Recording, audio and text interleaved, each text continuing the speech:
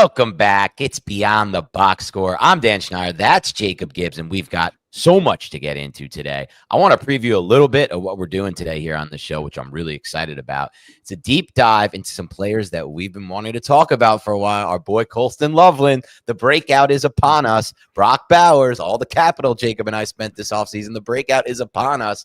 And George Kittle. We're going to get into some tight ends. We're going to get into some advanced quarterback stats, Joe Flacco, Sam Darnold, a few other players that we really want to talk about. The Green Bay Packers wide receiver situation moving forward. What are we going to do about Xavier Worthy and a lot of other players? And guess what? And this was not even my decision. This was Jacob's decision. We're going to talk a little Jaxson Dart on this show. I'm sorry. I apologize in advance. But it's NFL trade deadline day, Jacob. So I need to start with that. We need to start with that. And the chat is going off on that. First, I want to get your thoughts on the first news we got today, which is Jakobi Meyers being sent for a 4th and 6th to the Jacksonville Jaguars, who lost Travis Hunter to IR. Brian Thomas left last week's game with an ankle injury. Parker Washington took over with 8 targets, 7 catches, 77 yards. What are your expectations now for that Jaguars pass game? And does this change your outlook at all for the Raiders? So, yeah, I think, we've talked about Jack Besh probably steps into a larger role for the Raiders. And I think it also just means that what we saw last week is going to stick, which is Brock Bowers is like full-time wide receiver all the time, moving him all over the formation. And it's just a huge problem for defenses. On the Jaguar side of things, that's where it's really interesting for fantasy because people have been, really clamoring to get their hands on Parker Washington. And the numbers have been good. Really all year he's played pretty well. The BTJ injury looked bad. Like it looked like it could probably be an injury that keeps him out for multiple weeks. And total lack of targets going to the tight end position right now. So like somebody has to get targets. And we're going to spend some time later going through some like QB accuracy notes and stuff like that. And the offensive ecosystem in Jacksonville has like been pretty decent in terms of catchable targets, catchable air yards and stuff like that. I think it'll surprise you. And so like who's going to benefit here? Meyers is a player who can, like he's perpetually slept on and he's a guy who can move in and out of the slot. So I don't think he sinks Parker Washington necessarily, but they do have sort of redundant skill sets. Washington is mostly in the slot. So I doubt that we'll see him leaned on as heavily as he was in week 9, but I think that it's possible that, especially while BTJ is out, that both players could be fantasy relevant. It'll be interesting because I think I'm excited to hear those numbers on Lawrence. I think the expectation, or at least what most fantasy fans expect, is that he's just been so bad. But we'll see if that's the case, because I think that just from watching the tape last week, I was looking into Parker Washington before any of this news went down. Kind of liked his role in that offense and how they used him to move the chains. I see what they're envisioning by trading for a player like Meyers, and I think that he could have some serious appeal in PPR. Meyers had over 1,000 yards last year, 84 receptions, was just like a key PPR play. Obviously not huge upside there, but it's an interesting move. Let's go to the next trade.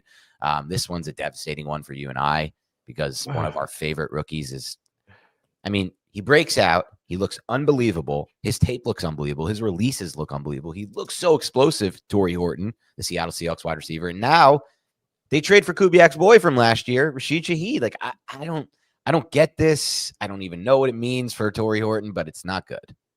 It's not good. And it's tragic, man. Horton has 5 receiving touchdowns, a return touchdown. Like, he's been a freaking baller like we know that he can be. But Shaheed is too, like Shaheed was kind of the Torrey Horton before Torrey Horton, and Kubiak loves him, man. Like they made some really cool plays together last year in New Orleans. I would have to guess that this means that we're not going to hear from Torrey Horton for a while, unfortunately. Like Jackson Smith-Njigba was playing at such a high level. This team just doesn't run out multiple receivers very often at all. Right. Yeah, this one bums me out. Honestly, I want to talk about the other trade. Well, are you talking about the Jets trade, the last one? Yeah. Well, I will say one thing on the Shaheed trade. I am holding out a little bit of hope for Horton, a player who I basically picked up in like 80% of my leagues last week. He was a free agent and easy to acquire, because I think this might mean maybe the Cooper Kupp injury is worse than expected. It's a hamstring and a heel. I don't know, obviously, but it's possible that that's why they made the decision. Or it's just Kubiak said, I, for some reason, think Shaheed is a better fit for this Torrey Horton role than Torrey Horton, which I don't know if is even the case, but Shaheed is a good player too. I think ultimately from Shaheed's standpoint, it doesn't help his fantasy value at all. Yes, he gets to play with Sam Darnold, but if Cooper Kupp returns, he's limited. from a snap standpoint. I don't think they're going to fully phase out Horton. I don't think he's going to be fantasy relevant, but he's been too good to fully phase out. So I just think it makes that situation very messy, but it definitely helps Sam Darnold, who's been a breakout for fantasy and for the NFL. Let's move to your thoughts on the last trade, because one of my favorite players in the draft who's been buried, A.D. Mitchell, now gets a new home. A.D. Mitchell's traded to the Jets. The Jets also acquire 2 first-round picks from the Colts for Sauce Gardner. Really interesting trade. Yeah, it is. I feel like it makes so much sense for both sides. It seems like an overpay from the Colts standpoint, but they're going for it, right? And I love that. Great deal for the Jets, I feel like. The AD Mitchell part of it not even really being a big factor there, but he is a receiver who brings some upside. And as you look at this season, sometimes teams do this where it's like, this is a lost season. Why don't you at least get some young players that you can evaluate? Like, what the heck is the point of running out the guys that you're running out at receiver right now? Right. Mitchell's like the perfect player for that. He might embarrass you out there, but like the skill and the talent is like so clearly there for AD Mitchell. This average separation scores were off the charts last year, like truly one of the best in the league at creating big wins. And then like yesterday, I was listing off Devontae Adams and all these players who had worse yard per route run rates than Alec Pierce. And then just like kind of in jest, I was like, AD Mitchell actually has the highest rate on the team, Wow. And it's like he's on a per opportunity basis. This guy has been good. It's just that there's definitely some downs with the ups, but now in maybe like a lower risk environment, lower stakes environment, we get to kind of see what he can develop into. So I'm excited to see that. Yeah, it's a new home for him. There were some issues that we don't know about potentially in the locker room with him, or just his focus. These are issues that dated back to his profile coming into the draft, but I don't necessarily know if I'm going to just hold my hat on the idea that he is a problem player. I think he's a really talented player. His film at Texas was dominant, and then it's pretty much carried over, like you said, in the NFL from all the metric standpoint. The Jets aren't the best landing spot for any receiver from a quarterback standpoint, obviously, with Justin Fields and Tyrod Taylor, but from an opportunity standpoint, like you said, this could be a situation where they're going to be like, we got this player. We have nothing really else behind Garrett Wilson. Let's try to feature him in this offense rest of year. We got, a half a season left, and see what we have for next year as we plan forward. Because the Jets are going to be in prime position to draft Mendoza or whoever they want pretty much at the quarterback position in this coming draft. So it'll be very interesting to see how they try to maneuver that offense. And I think Mitchell actually has surprising deep fantasy league appeal. I'm not saying I would pick him up right now, Jacob, but he's on my radar just because the Jets have that opportunity ahead of them from a target volume standpoint and just overall. All right, let's talk I would pick him up in any sort of deep league. I think he's really pretty interesting if you need a receiver. It's not that easy to just kind of find receivers, you know.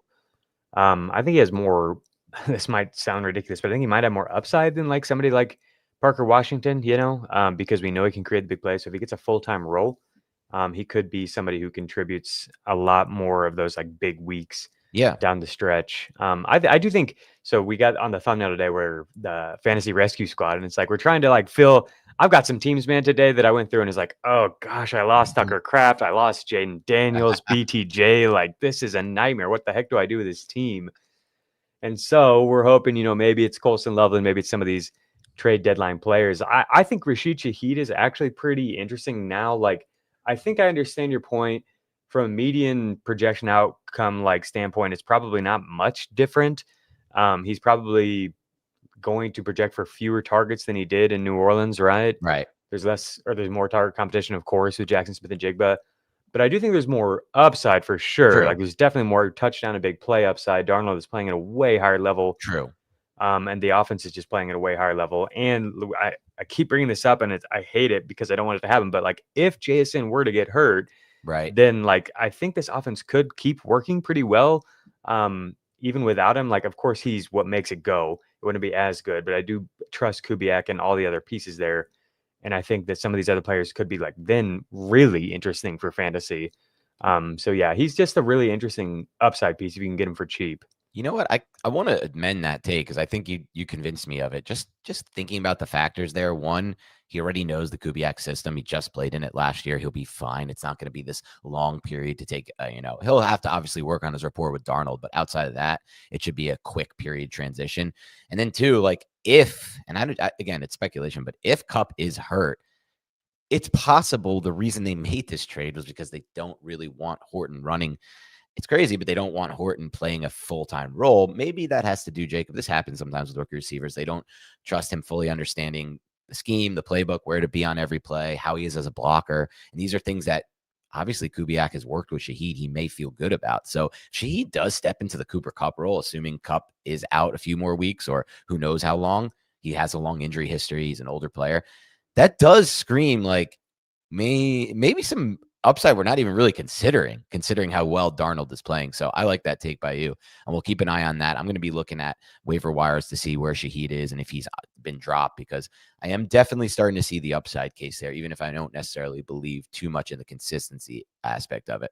But let's talk about the players we came to talk about, non-trade deadline players. And yes, I've seen it in the chat, Jacob. We will be reacting to the news today. So if something breaks during the podcast, we will definitely react to it. But before we do any of that, I do want to take a quick moment just to thank the listeners and the active BTB community that we've built so far. This was my goal when we started this podcast, Jacob and I said, I want to build a community out of people who come to the show, are involved in the show. So we will be continuing to get you more involved in the show and like to be here to listen to us and to talk with us and to talk with you guys in the chat. So I love to see it. And I want to thank you all for all the Apple and Spotify reviews. If you want to help support the show, that's the best way to do it.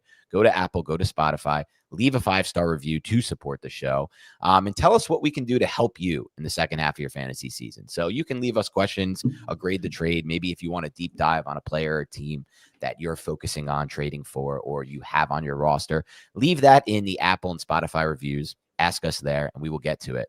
We need to do a better job of that. We will continue to focus on answering those questions as we move through the season and have a heavier lean as we go forward. YouTube audience, thank you so much. You guys are the best. Like this right now. Hover your hand over that mouse like I always tell you. Hit the like button. Hype it. Leave comments. Other than that, let's talk some fantasy football, Jacob. But I think before that, well, let's see. I'll throw it to you right now. Where do you want to start? And we have to do a break as well soon. All right, let me finish liking the video. We are good. Okay, We're good. locked in. All right. Yeah, I wanted to start with some. I'm going to throw this up on the screen and talk you guys through some quarterback catchable passes, catchable targets, and air yards, and just some accuracy notes. Okay. Specifically from the past month. So this is something we covered about a month ago, and I'm kind of just wanting to check in here. So we'll get started on this. We'll take our break here in a few minutes. Okay. And I see you, Freddie Rod. You said you fellows should interact with the chat more. We do, but it's hard to do a podcast and interact with the chat at the same time. But we will continue to build that. All right. Can you see that all right? Maybe this is just for the no, TV this looks people. good. Okay, good. So I've got here on this chart, you've got targets on the far left. This is catchable targets per game over the past 4 games, then catchable air yards per game, and then the quarterback's name, then the average depth of target on these catchable targets, and then the number of catchable deep targets, the number of catchable end zone targets per game over the past 4. And so the first, like 1 through 8, 1 through Dart, are the actual top 8, with one exclusion being Mac Jones, who is basically right where Dart and Baker Mayfield are. Shout out Mac Jones, of course. He's been playing well, but I think his watch is about ended. And then I threw Caleb Williams and Bryce Young in at the bottom just for comparison. We talk about the accuracy notes with Caleb a lot. And then we were just recently talking about Bryce as it pertains to Tedero McMillan. So I wanted to show, like, there's like, you see his air yard number is like less than half of what some of these quarterbacks at the top are. And so like the number that really stands out to me is 230 catchable air yards per game for Trevor Lawrence, which is QB1 over the past 4 games for everybody, not necessarily the past month, but each quarterback's past 4 games. Part of that is due to them getting in some games where they're throwing a ton. They've had to kind of abandon the run game in a few of these games. I think another interesting note for him is that his like catchable end zone target per game number is low. And so a lot of this is just kind of like empty stats, I guess I would say. You know what I mean? Like he's not doing quite as good of a job at facilitating like successful drives that result in touchdowns. Like if you compare him to the other quarterbacks up in the top range with him, they all are, sustaining at least 2 catchable end zone targets per game. That's Justin Herbert. Joe Flacco and Matthew Stafford. Those guys just balling out and creating this. Anytime you get over 200 catchable air yards in a game, that's a really good offensive environment. So the quarterbacks who have averaged that over the past 4 games are Herbert 217, Lawrence 230, Flacco 216, Stafford 214, Sam Darnold 209, and Drake May 207. So I'll just leave that up for you guys to chew on for a little bit. We'll take our first break, and then I want to get into some of the specific stuff, like the highly accurate throw rates and stuff like that when we get back. You can always count on Sundays with the NFL on CBS and Paramount Plus. So even if you can't count on accurate expiration dates, that is a rookie mistake, or people appreciating your fashion sense,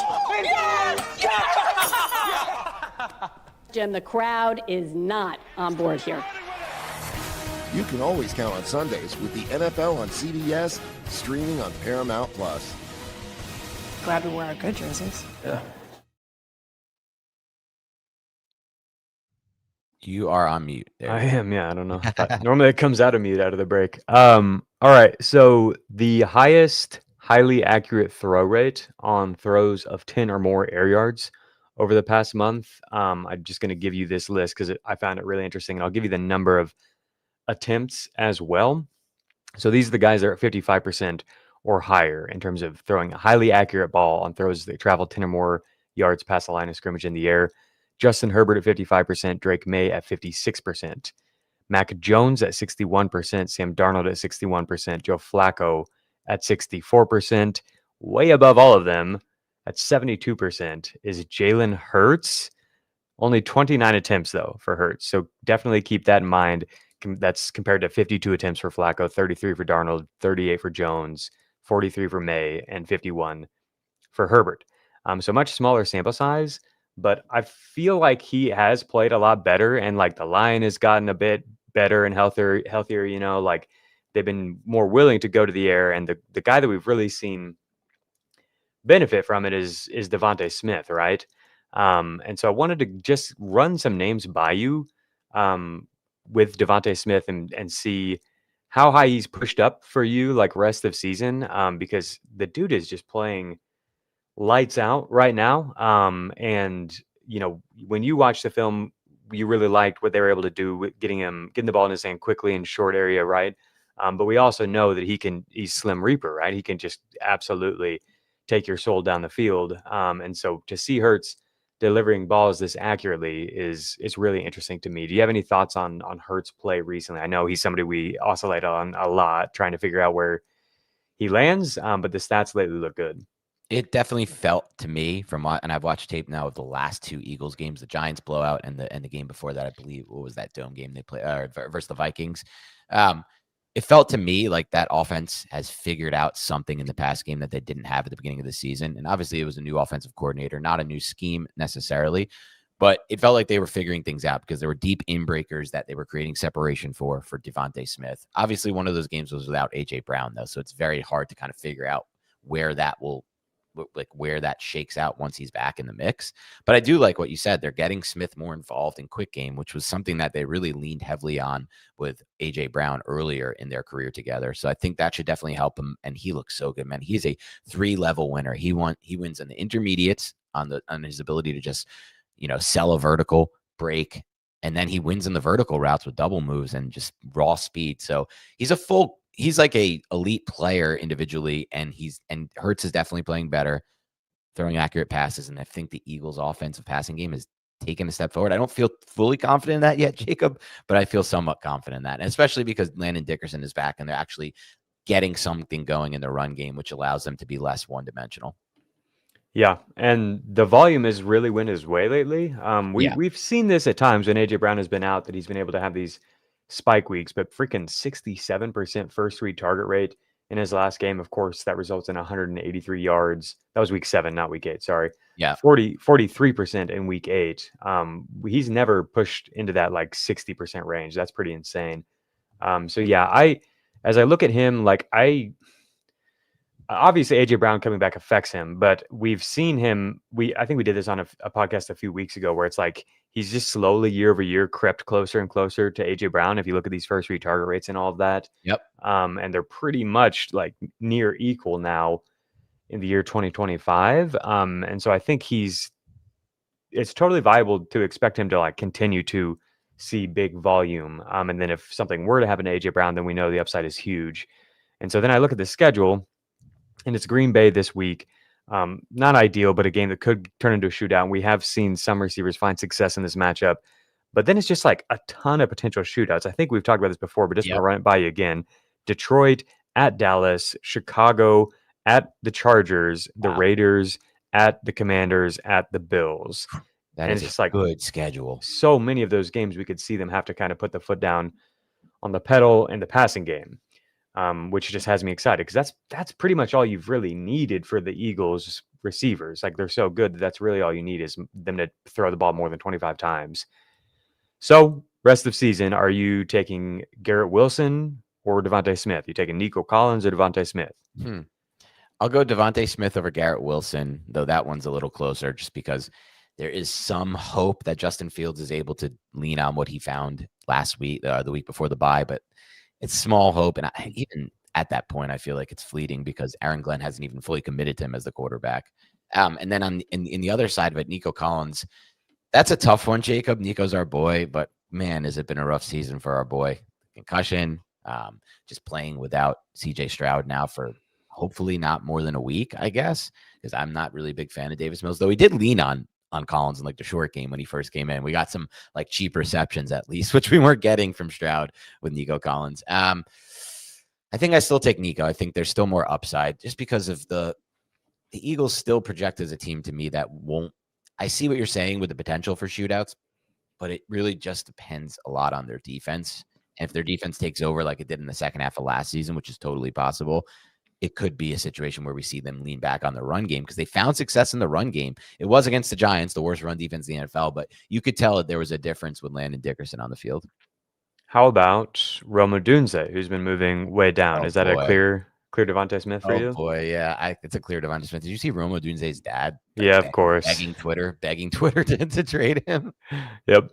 Yeah, so I moved Odunze behind all the guys that we just talked about. I have Devontae Smith ahead of everyone that we just talked about, just behind Lad McConkey, Zay Flowers, Jalen Waddle. Does that sound about right?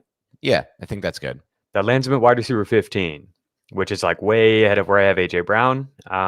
It feels a bit aggressive, but I wanted to start with the play from Hurts because I think that's normally what we think of as the problem. I think everybody knows how good Devontae Smith is. Right. But we are seeing some encouraging signals from the QB play lately. Yeah, he's playing good football and he's throwing accurate. You said it. You broke it all down. It's just kind of a matter of will that passing game continue to evolve? And they're showing signs that they will. So I'm excited about it. I love the first read stuff you talked about with Smith. Yeah. So I gave you that list. There was Jalen Hurts, Joe Flacco, Sam Darnold, Mac Jones, Drake May, and Justin Herbert. Okay. They were all 55% or higher in terms of highly accurate throws on throws that travel 10 or more air yards. 4 out of 6 have a first read target rate above 85%, which is very high. 2 have a rate below 60%, which is very low. Do you want to make a guess as to which ones are? Yeah. Name them again. Do you need the names again? Yeah. One more time. Jalen Hurts at 72%. Joe Flacco's next at 64%. Then everyone else is between 55 and 60%. That's Darnold, Mac Jones, Drake May, Justin Herbert. Okay. Definitely Justin Herbert is one of my second read guys. That's my first guess. Okay. I mean, that would just fit everything in his profile to this point.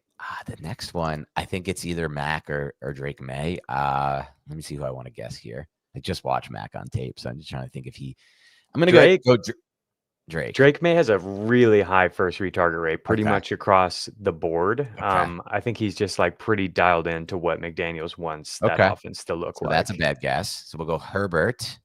And I don't want to go Mac Jones either because that did feel like a lot of first read stuff.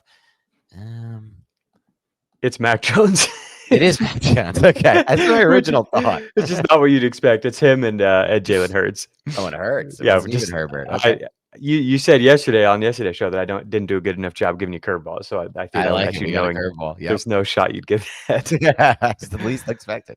All right, so the rates for like the same stat over the full season is Sam Darnold at the very top at 61%. He's been so good all year long. It's insane. It's awesome. Lamar Jackson is next at 58%, but of course that's a smaller sample size. Did you catch yesterday when I was like, I told you Matt Stafford's touchdown rate is 7.7%. That's unsustainably high. Like it almost has to regress. Did you see Lamar above him at 11%? Yeah. Insane. I mean, he's really, really good, of course. That was but the case last year, though, too, wasn't it? I mean, it wasn't that high, but yeah. Yeah, but the same idea was like it's got to come down from last year. It could just be a Lamar thing. He's playing at such a high level. I mean, if you can get like this type of accuracy with the receivers, with the run game and everything, like it's just a problem. Their offensive line isn't playing quite as well, especially in the run game. But this offense can definitely be a problem. I'm excited to see what comes from this. We've been talking about Zay Flowers as a buy all year. I think he still is, or I didn't have a huge game last week. Right. So Darnold and Lamar at the very top, and then Joe Flacco is next over the course of the full season, tied with Justin Herbert at 52%, and then Drake May at 51%. So those are the guys. They're slinging it. Flacco's one of the coolest players in NFL history. He's like 41. He really is, dude. He's 41 years old. Everyone just gives up on him like every year, and it's like, you give him a chance to play in a decent offensive environment, and he's like better than 90% of the quarterbacks in the NFL still. I love it. And like plugging him into this team is so perfect because those guys like can get open, like so often. And so who did they? Oh, I was listening to Ben Johnson talking about trying to stop them. And he's like, I think we did all we could, but like you got to allocate more resources to stopping 5 and is Jamar 1. You got to stop those 2 guys. Right. But like then you have freaking Joe Flacco, who's 40 years old, has all this experience and just knows like, okay, well, if they're going there, then I'm going here. And if they're going to go there, then I'm going here. And like, he's like, what? You saw the result. Like, what can you do?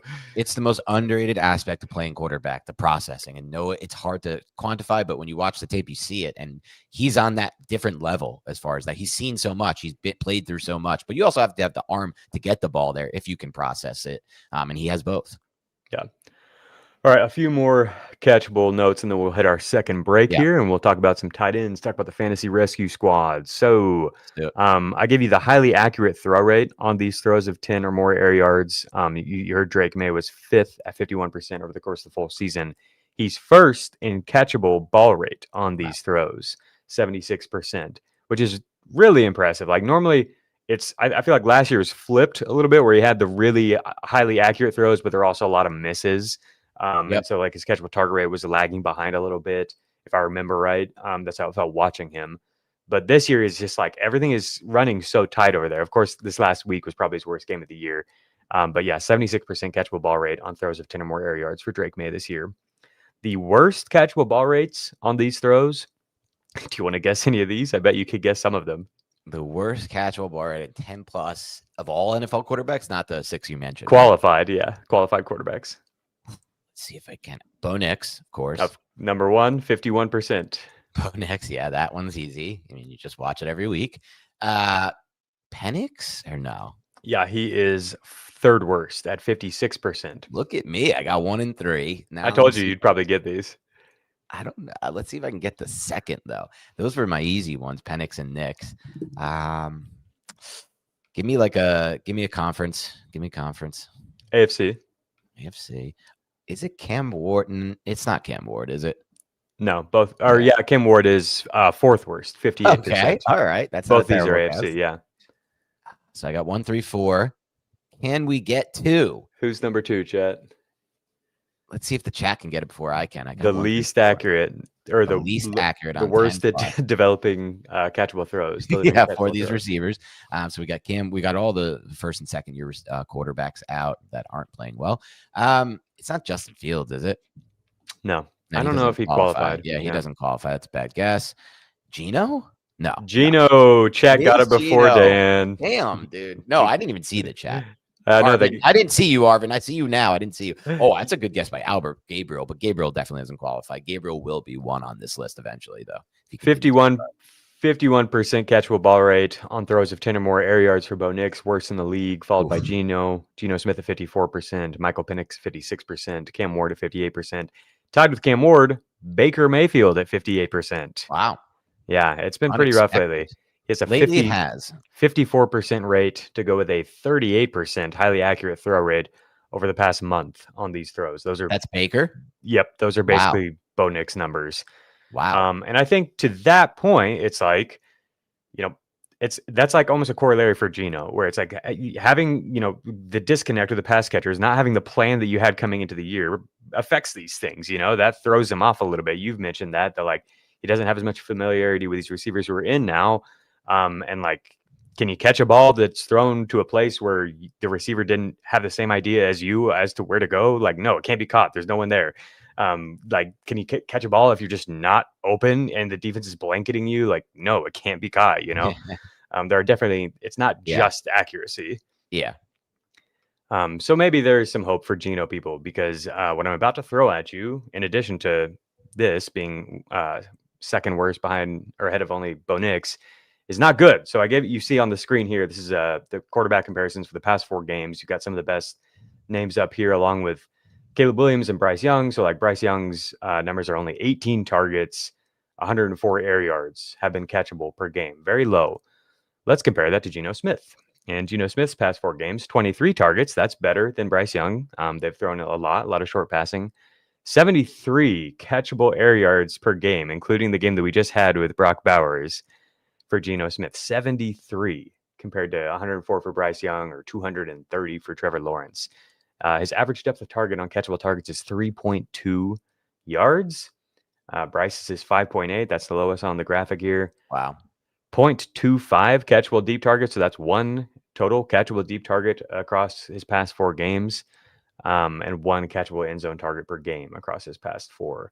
So it has not been good, and it does continue to make me nervous as we look forward for Brock Bowers.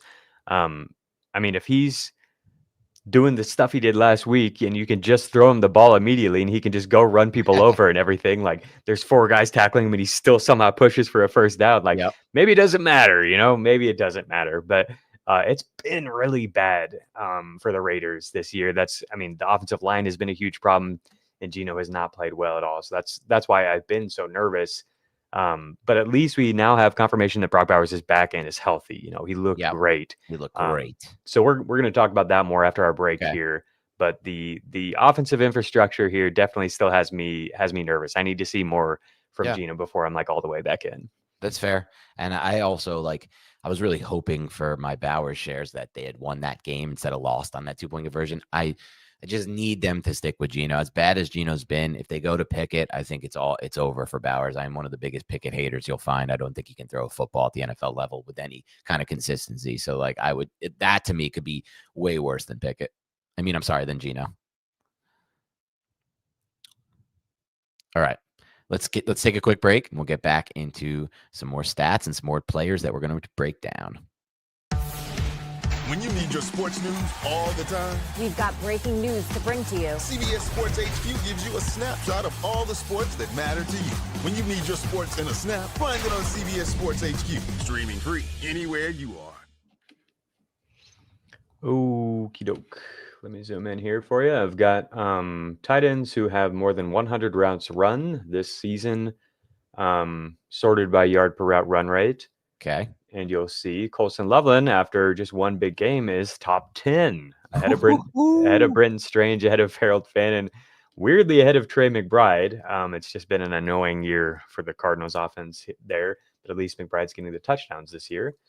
So yeah, that's pretty interesting to me, and I think is really important because I've made some comparisons at times with Loveland, historic comparisons, right? And it's looked really bad. It's looked pretty dicey because he's been out there a little bit, playing, but not really doing much. But just this 1 game gets him to where okay, now this puts him in a pretty respectable range. And there's definitely upside. The number of tight ends who have popped off for that type of a game as a rookie is not, that's not going to be a long list. So I'm pretty excited, but what do you think? You watched all his film, right? Yep. Very excited, man. I'll say this. I want to preface this. A few weeks ago for this show, you asked me to watch some Bears tape and we went over it. I remember breaking it down. We have it. Obviously, you can go back to our YouTube page and hear it. And just seeing opportunities for Colston Loveland that were not realized. It was Caleb Williams didn't see it. Caleb Williams, the pocket, I guess, collapsed, or once the pocket collapses for him, it's tough for him. He's a shorter quarterback, but there were deep over routes where they could have hit Loveland for big plays, and there were some opportunities. And then it felt like this game, the Bears were just like, all right, we're good. And this is this is maybe a topic for another day on this podcast or for the offseason, but I do think that at some meta level, the NFL is starting to understand just how much upside you have if you draft a player like Loveland or Gadsden or Bowers from a matchup standpoint. We'll go over this when we talk about Gadsden. I think you did a great job breaking it down on some of your cut-ups this week on Twitter, Jacob, just how the Chargers are using space and how they're using vertical concepts to carry defenders out of the areas of the field where they're then going to target Gadsden. And I saw some of that with the Bears. It's Ben Johnson. He's going to find great route combinations to create space for players in this offense. It all just came down to who are the players he wants to feature in this offense? Earlier this season, it was Romeo Dunze. Now it seems to be shifting a little bit. I don't want to call it a win yet, though, Jacob. I just don't fully trust, I guess I don't fully trust the role just yet. I want to see more of it, but he looked awesome on tape, man. The role looked great. And Caleb Williams is definitely playing better football right now. It's not perfect, but it's better. Yeah, I thought that Caleb played better in this game. Ben Johnson thought that he played a lot better the game before that. Cole Kmet, I think, got a concussion in this game, and already we were seeing Loveland playing a larger role. And I think after what we just saw, he's only going to continue to play a larger role for them. He's definitely, he got the game ball, him and Monangai both. That was a really fun post game to watch. And it just feels like the team is kind of rallying around these young guys who are giving them some life here. And Ben Johnson has had a plan for him from day one, right? It's got delayed a little bit with some of the injuries and stuff before the season and during the season. So I think to see him be able to, ride it out and arrive here now where he can have a game like this, it's really, really exciting. And man, I thought he just looked like a freaking stud out there. I thought he looked clearly better this game than even last game. So that was encouraging. Of course, the results back it up. But he looked decisive and powerful. At times he's looked kind of slow getting in and out of his breaks. They did more vertical stuff with him today or this past week, I felt and he looked really smooth on those. I don't want to just completely overreact because it was the Cincinnati Bengals, of course, but what I'm watching more so than, him running down the field and scoring touchdowns and breaking tackles and stuff is just how he's moving. And that doesn't really have anything to do with it. I guess the defense can affect that, but it mostly is how does he look? He's continued to look more and more comfortable, I feel as the year has gone on. He definitely looks healthier. I think you nailed that. And what you said is right. As I evaluate his profile, and I talked to some people, one person who works at a Big Ten school, and just told me when I evaluate Loveland, when you go to the game day, for a Big Ten game and Loveland was there, he looked so different on the field from a size standpoint, from a movement skill standpoint than anyone at that level. And that's those types of, he's not a Brock Bowers type of tight end. You don't want to get him the ball in these short targets in space and let him do work. You want to use him on those intermediate and vertical concepts. And that's how you take advantage of his skill set. In some ways similar to an Rodney Gadsden type player, but just bigger and better in a lot of ways. And that's how the Bears are using him now. And ultimately, I do think from the meta level, like I mentioned earlier, the NFL is seeing value in tight ends who can be mismatches. Just in general, the NFL is such a matchup game. From a chess match standpoint, X's and O standpoint, he's a mismatch anytime he's on the field. No offense to Cole Kmet, but he's just simply not that. Loveland has the size, the movement skills, the long strides, and like you said, he's a powerful player as well. And I think that's going to show in his game rest of the season. I don't want to get too excited just yet from because again the volume scares me, but I know I'm going to be playing him in a lot of lineups this week because I also don't want to miss out. I don't want him on my bench again. Yeah, I thought it looked great. Let's transition to these other two tight ends. We've got Brock Bowers and George Kittle. So Bowers, man, I've got a stat here from Ryan Heath. It says if we count overtime as a quarter from this last game, he's essentially played 8 quarters of healthy football, and his per 4-quarter averages in those games is 10.5 targets, which rank as wide receiver 3, 115 receiving yards, wide receiver 2, and 29 fantasy points, which would be, of course, wide receiver 1. That's insane. It's a 2-game sample size, so we're comparing that to 9 games of wide receiver numbers isn't really fair, but it shows the upside here is that Brock Bowers can dominate in a really special way, and that was kind of always the thesis, was that to be worth the draft pick, you have to be a generational type of tight end contributor. You have to be able to be somebody who can, especially as a tight end who's a little bit smaller like him, and they've got Michael Mayer to be more of the inline guy. You have to go out and win like a wide receiver and be able to do that all the time. It sure looks like he can, right? Like he won in a variety of different ways this week. And like right away, the connection with Geno Smith is apparent, and Geno is like so willing to be aggressive and fit the ball into those tight windows for him, where he can make plays. What do you think on Bowers? I'm sure you love that tape. The film was phenomenal, right? Yeah. I mean, you could love it for so many reasons from fantasy standpoint. You start just with the number one most important thing. I think he looks way healthier. He looks a lot like the player that we saw last year. The biggest example of that, the one moment, eureka moment I had watching his cut up and watching every snap, was his second touchdown. The one he caught on that inbreaker over the middle and then just did the Bowers. He just understands space so well. After he makes that catch, he transitions upfield in such an interesting way. You'll see most players catch that football and kind of take like a more like diagonal path toward the end zone.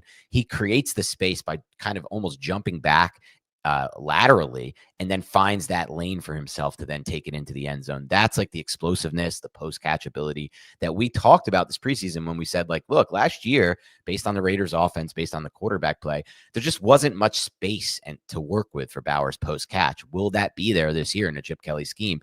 And that has me excited. But what has me most excited is the variety of ways they used him, like you said, the short area targets, the fact that Geno was just kind of using him in a lot of ways, like that Raiders offense last year, was just all funneled through one player in the passing game. And that player was Brock Bowers. And now they traded Jakobi Meyers that can only help him in my mind from a target share standpoint. So I just think as we move forward, as long as Geno's the quarterback, and by the way, we almost had a fourth touchdown in that game. Geno, he got open. Geno it was kind of a weird pass, and they weren't really ready for it. But man, I just think this could be a really fun. Hit him in the hands. It hit him in the hands. Yeah. This could be a really fun situation for Bowers moving forward. 35% first read target rate in his first game back, that's great stuff for a tight end. That's Puka type numbers. Yeah, Trey McBride's the only tight end who's even like approached that. Basically, everybody else is below 25%. So he has more touchdowns already than. No, I'm kidding. It's unique. It's unique upside that we're looking at here. On the screen here, you'll see like his per route stats are like better than Tyler Warren's and in the exact same range as Tucker Kraft's. And that's with the games that he played through the injury where he was clearly not himself. Right. It really could be like out of control, how effective he could be, I think, if he's healthy and playing with Geno Smith. And that's like simply all that it needs to be there. Like, imagine if there was actually a good offensive environment, like we speculated at the beginning of the year. Like, what if the line's better than we think? What if Ashton Jinty adds a new dimension? I think it truly could just be, and I'm curious what you think about this, how the offensive line played and then the quick hitting stuff, getting it out of Geno's hands fast. Like, do you think it's sustainable that they can just spam that stuff to Bowers over and over and sustain drives? Will defenses be able to take this away? Because I thought they did a pretty great job of picking up a lot of the complicated stuff that Jacksonville does at the line. I was pretty surprised with how well their line picked up stuff in pass protection in this game. Yeah, Jacksonville's not an easy defense to scheme against, and I know they have their injuries. The Jaguars, the Campanelli, they were better early in the year defensively. They're not as elite, but Campanelli is he knows what he's doing from a schematic standpoint. But I think it goes back to answer your question. I think it goes back to what I've been discussing on this breakdown with these tight ends. It's very difficult for NFL defenses to stop tight ends if they're the focal point of an offense, because in Bowers' case, you can use your you can marry your run game to your pass game, and the run action stuff with Genty. And now that they're getting Genty involved in the pass game, it just forces defenses to allocate resources to, or at least to be aware from an eye candy standpoint of where Genty is moving pre and post snap, which just allows a lot of these plays, Bowers to get released off the line of scrimmage and get these one-on-one situations against a linebacker or at times a safety or that alley nickel defender that he's going to win. Like, he's just going to win those one-on-ones a lot. And then you see, like, as they went to zone at times, Jacksonville, he would find that little vacated area in the intermediate middle of the field because he's an awesome player, Bowers, and he understands the space so well. And so you can't really stop him with zone either. I just don't really find him to be a very defendable player in today's NFL, honestly. Love it. All right, let's talk about some Kraft replacements before we get to the George Kittle film. I'm really curious to hear what you thought of Kittle. But as people are asking, like, is Loveland the Kraft replacement? Are you fine with that? You definitely prefer him to Luke Musgrave, I assume. Is that where you're at on that? Yeah. Strong prefer to Luke Okay. So Musgrave. how about some of these players that have actually been producing all year? Like, let's start with Hunter Henry, Harold Fannin, and Kyle Pitts. Is Loveland ahead of them for you? Hunter Henry, Harold Fannin, Kyle Pitts, definitely ahead of Henry and Pitts for me. Just in the sense of, like, even if the role does fall a little, we're not losing too much out from an upside standpoint with Henry and Pitts. And then the upside is so much bigger for Loveland. Fannin's interesting, right? I mean, he had such a good week going into the bye week, and now they're coming out of the bye week. Does that offense look at the tape and be like, the only way to generate anything this passing game with a quarterback as limited as Dylan Gabriel is going to be via the tight end and going to be via those short area targets, getting him in the mismatches we just talked about with Bowers? Definitely possible. So I think that I trust the role and volume a little more for Fannin, despite not seeing as much upside based on the horrific quarterback play, lack of touchdown upside. It's tough for me. I would go Loveland in that situation. You know how I play fantasy. I'm kind of, going for it all. I like to. So I still take Loveland in that, but I could see Fannin. I could see that being a miss for me. Yeah. What do you think about if Loveland has another massive game this week, which I think is totally realistic? They're playing the Giants, right? Oh, yeah. Like, that could turn into a big bad shootout. as it gets for the Giants. Yeah. He seems like he could be a huge problem for them. Is he somebody that you would then try to, like, move up from, like, or are you just writing it out with him? Because beyond that, it gets kind of gross. They've got on the road against the Vikings. Then they got Pittsburgh, who maybe the defense is playing better. They've done all right against tight ends. Then they have the Eagles, the Packers, the Browns, the Eagles again. Yikes. And then, the Packers again. Sorry, not the Eagles again. And then week 17 is against the Niners. So that's like finally the let up. But between now and then, I would have a tough time, I feel like, trusting Caleb Williams to steer that ship. We'll see how it goes. Just wanted to throw that schedule out to you and see what you thought. Well, I mean, so much of what has made Caleb Williams work, and in this last game, Loveland work off via Caleb Williams, has been the Bears' ability to get their run game going and then marry the pass and the run game concepts. But those are a lot of matchups where it might be really difficult to get the run game going, man. Like, yikes. I'm happy you pointed that out. I think it could be a situation where we let him eat against the Giants, because the Giants aren't stopping anyone with how injured they are and bad they are on defense. And then you trade him. I like that. The problem, like, who are you trading him for? Like, can you get a Gadsden back for him? I don't think so. I don't know. Can you get a Warren back for him? I don't think so. I don't know.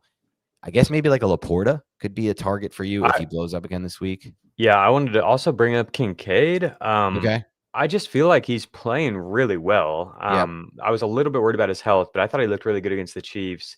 His per route numbers are ridiculous. He's first at tight end in per route yards per out run and first downs per out run, but he only has, a 50% route rate is the thing. But we've seen him produce. It's hit or miss, but I just wonder if Kincaid has a few down weeks, if you could buy in on that. I wanted to bring that up to you. And then, I do think Laporta is a pretty decent one too. Kincaid, I'll never totally feel comfortable with from like just the role in the offense standpoint, but he is an explosive player, and I loved him coming out of Utah. I thought he was going to be dominant at the NFL level, but they don't use him like I expected them to, and that's fine. Like, that's how that Joe Brady offense operates, and it works for the Bills. They win games, but he has a tough schedule down the stretch, and he has a tough schedule as well. Yeah, so I don't know if I can feel very confident in him. Yeah. All right. Well, then maybe it's Kittle. I think we've arrived at the Kittle conversation. What do you think?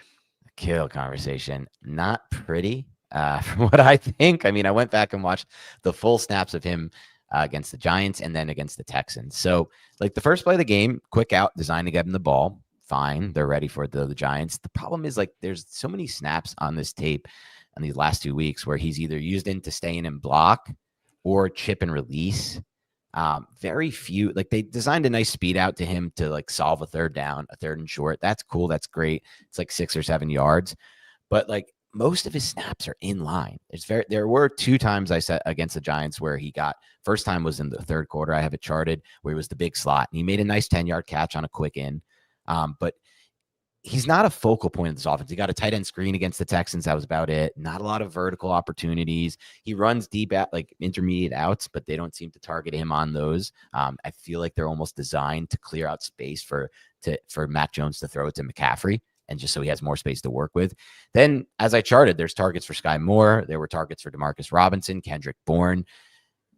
And I wrote in my notes, most of the Mac Jones pass game operates through Christian McCaffrey, to be quite honest. Now, again, we don't know how much longer Mac Jones has. You said his watch has ended. I love the Game of Thrones reference, but I don't know if that's the case. If you heard Kyle Shanahan's comments post-game, it was very odd and weird about Brock Purdy. Like, we don't really know fully when we're going to get him back. And this injury is bad, man. This is essentially the same injury Joe Burrow had, just a different variety grade of it.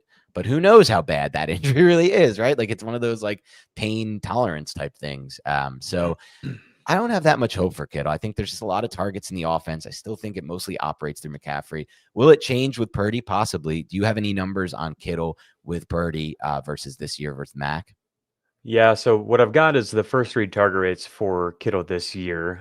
Since he's got back, and he's had at least a 71% route rate in each of these games. It was up to 86% in week 8. The first read target rates are 13%, 18%, and 19%. And those are very low for Kittle. If you look at last year, he had 10 different games that were higher than that. Pushed up all the way up to 41%, 35%, 30%. We're just not seeing him be able to scale his targets and his upside like he did last year. I think that like the fact that he's getting so involved as a route runner is encouraging, because often that's not the case. They do use him a lot as a blocker. You watched week 9 film? 9 and 8, yeah. Okay, so when week 8 it was a higher route rate. Last week it was scaled back a little bit more, which I think is what you were seeing. Yeah. But I think I still think that if things are able to get back to like closer to normal, that we could see the Kittle that we know. How did you get a good feel for him as like a mover? Did he feel like he was fine?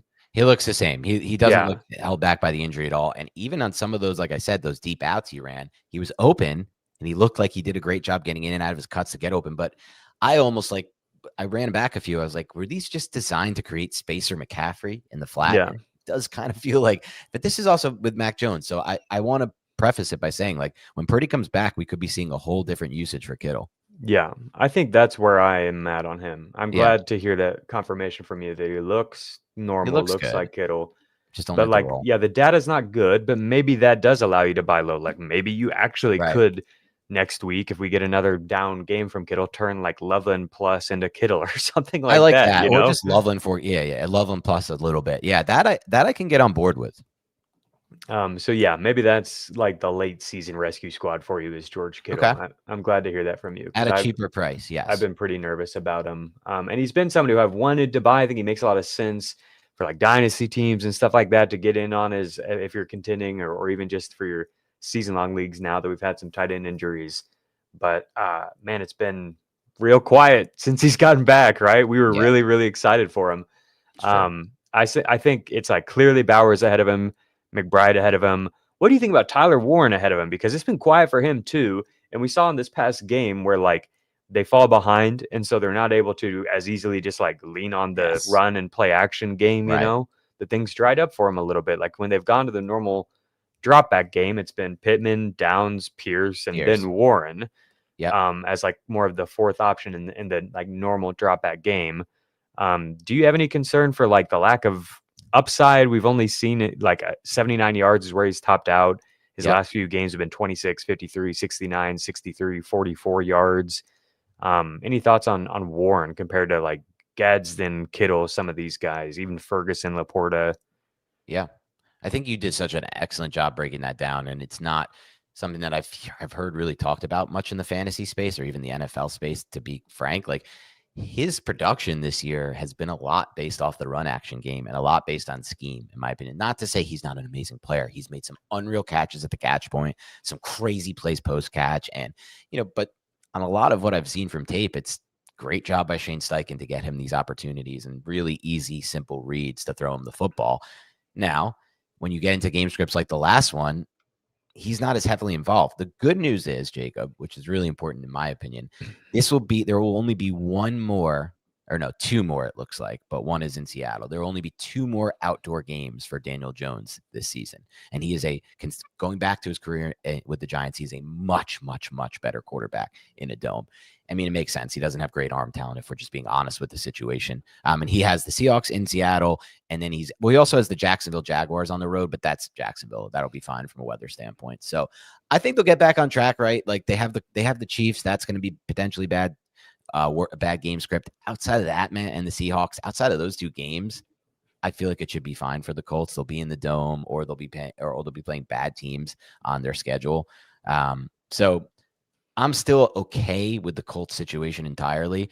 As far as Warren goes, though, it's an interesting spot because I feel like he was in some ways propped up by early touchdown. I don't want to say luck, but touchdown dependence in some ways from a fantasy standpoint. I don't know that I trust him more than some of the players you mentioned. Do you? Like, I know it sounds crazy to say because people are so high on Warren, but do you like him more than, we'll take away obviously McBride and Bowers. Those are the obvious top two, I think, but do you like him more than even a Gadsden at this point? Gadsden, who I was thinking about too. Yeah, like Gadsden and Ferguson still have their bye weeks. But Warren does too, week 11. I think they're all really similar, right? And there's probably more upside with Gadsden, but I think they're really similar. It's like I don't know if I think Warren is that similar though to Gadsden in my mind because I feel like their roles are so different. Warren's role has been so off of run action stuff. Gadsden is just like this. We're in a vertical attacking pass offense, which the Colts are not necessarily. They're not how they get to the end point, but I think their end point, if you simulate 1,000 times, is probably pretty similar. Okay, I think that's fair. Where I have him is actually behind Kittle, Bowers, and McBride, with Kittle being 3, and then Warren at 4, and then Gadsden and Ferguson next. But they're all basically grouped in together, and Laporta being part of that too. So like Warren, really Kittle through Laporta, 3 through 7, basically the same. And then it's Goddard, Kincaid, Kelsey, Loveland, Fannin. A little bit of a drop off there. I'd probably put Kincaid and Kelsey atop that list, but I could see the tier break for sure. Yeah. So just wanted to bring that up to people. The Loveland's angle, I think, is really interesting. If he has another big game this week, he's definitely the top guy I'm picking up heading into week 10. One last tight end to bring up as like a potential rescue squad guy is Juwan Johnson for the Saints. I feel like we haven't talked about the vacated targets here. It wasn't good this past week. It was like a historically low like time of possession type of game for the Saints. So I don't want to freak out about those numbers, but it wasn't as good as it's been with Rattler in terms of catchable targets and air yards and stuff like that. Hopefully it bounces back. I thought Shuck, from what I've heard, has seemed to have put some good stuff on film. I haven't watched it yet. Did you get a chance to get your eyes on any Saints football in week 9? Not yet. Not yet. But yeah, if Rashid Shaheed is gone, like that's a good player that's missing, and somebody who definitely was, somebody who the quarterback has his attention on a lot. And I think we'll see some of that trickle down to Johnson as well as Olave, of course. But Olave is already at that, 25-30% range. So I don't think he's going to push much higher. And, if Kamara gets phased out at all, like I think Juwan Johnson was directly affected by Kamara. I think that they decided to get Kamara more looks because he wasn't getting them at the beginning. And then that's when we saw Juwan Johnson's targets just come crashing down. Like they shifted more over to Kamara in the short passing game. So I think he's an interesting one to know. He's probably available and is going to be free, right? Like everybody's going to be rushing to get their hands on Musgrave and Loveland. But I think Johnson has shown to be someone who has a fantasy friendly game. We saw it at the beginning of the year and we've seen it other times in his career too.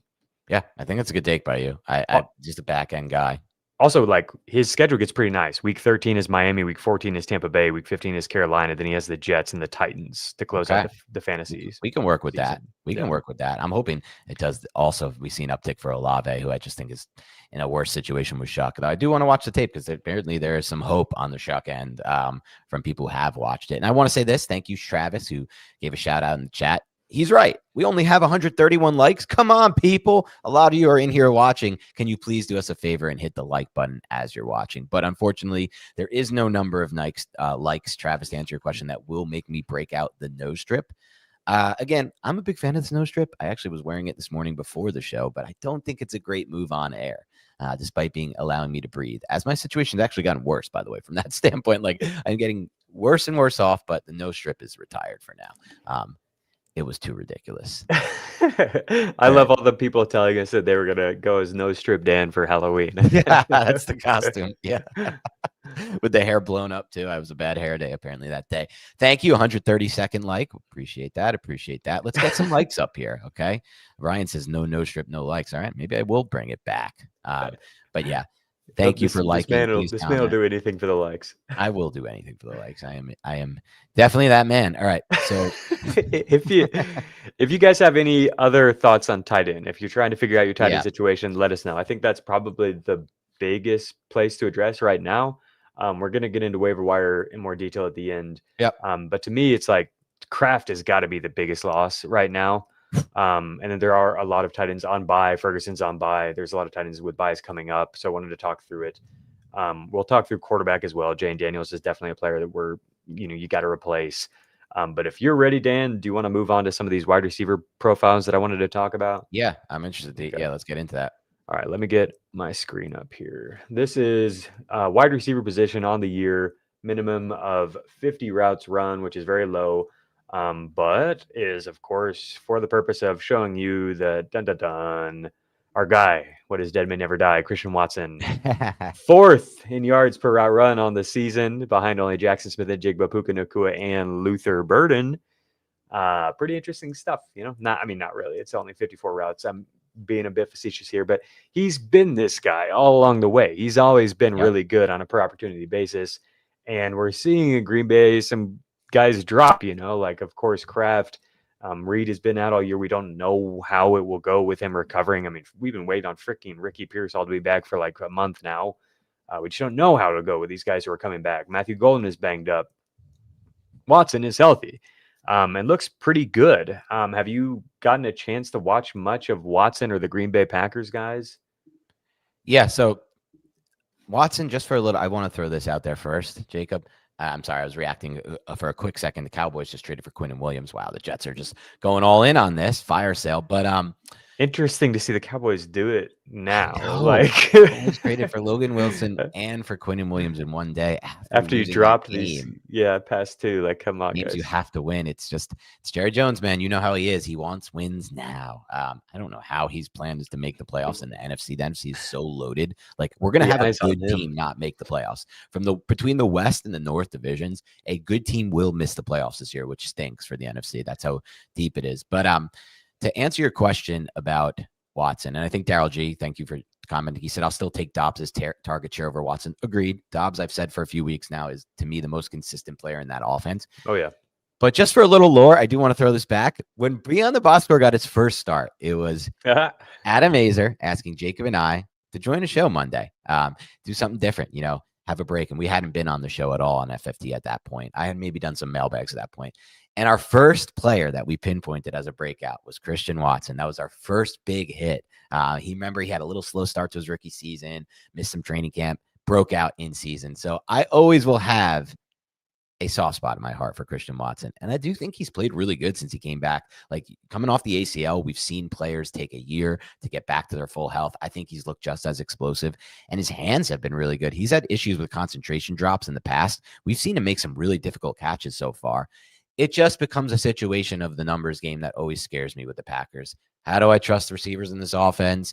How do I trust the game script? They don't throw the ball all the time. They take big leads in games. They run the ball, and they're super slow from a pace standpoint with Matt LaFleur. So it's hard for me to get too excited here. Yeah, but we're talking about a guy with a career yard per out run rate above 2. So definitely we could see some explosive games here for Watson at some point, maybe soon. For deeper leagues, he's definitely somebody to know. I know that it's been frustrating at times, but you're injury prone until you aren't. He's done a lot of work to try to, make help with the hamstring longevity there.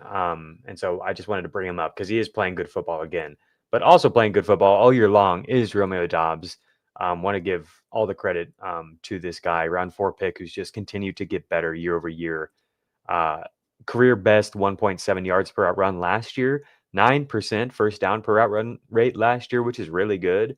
Anything in the double digits is really good, and that's where he's at now, is 11%. So he's been a chain mover for this team, and they've continued to go back to him. His yard per out run rate is up to 1.88. he does leave some plays on the field. I think it's just something in the water in Green Bay there. Like they just can't help themselves but drop some passes. But here's where he's at on the year in terms of first downs per out run, just behind Drake London, Stephon Diggs, same range as Devontae Adams, just ahead of Devontae Adams and Devonta Smith. Odunze, who, for the recent stuff has been bad, but like he's had a good year overall.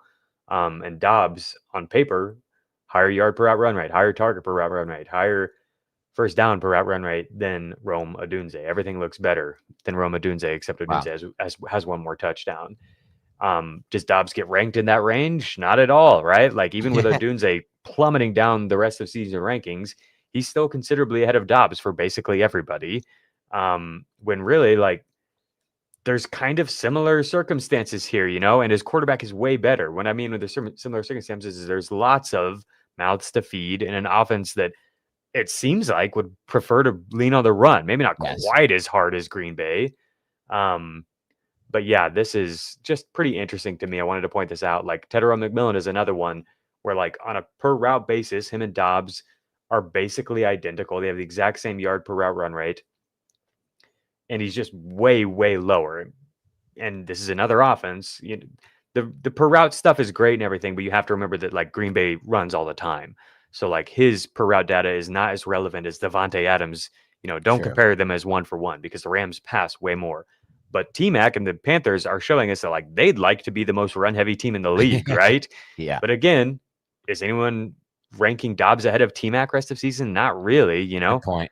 Almost everybody would rather have McMillan. I would rather have Doubs. I'll just say it right here on the show. I've been low on McMillan the whole year, but I stand by that. And I'm happy I don't have any shares of him, but I would rather have Doubs. You just broke it down. Like, what's the reason for rather than having McMillan? I think it's just based on this assumption from fantasy players, and I don't blame them, that like he's a much better player, McMillan. Sure, he might be a much better individual player, but that means nothing to us right now in fantasy. Like, who's getting the volume? And also, like, are these catchable targets and are they getting scoring opportunities? Doubs has him beat on all three of those. Yeah. It looks like week 11 is probably the earliest that we're going to see Jaden Reed back. Okay. So I think we're just going to keep seeing Doubs operate as the clear one in this offense. If you look at like the first read target rates, he's been at 20% or higher in 7 out of 8 games. For comparison, last year, he was below that rate in 6 different games. So that's, I think, the big change. Like his spike week numbers are fairly similar to last year. It's that he's been consistently that guy for them this year. I think they've kind of really settled in on him. And I think Jaden Reed being out is a big part of that.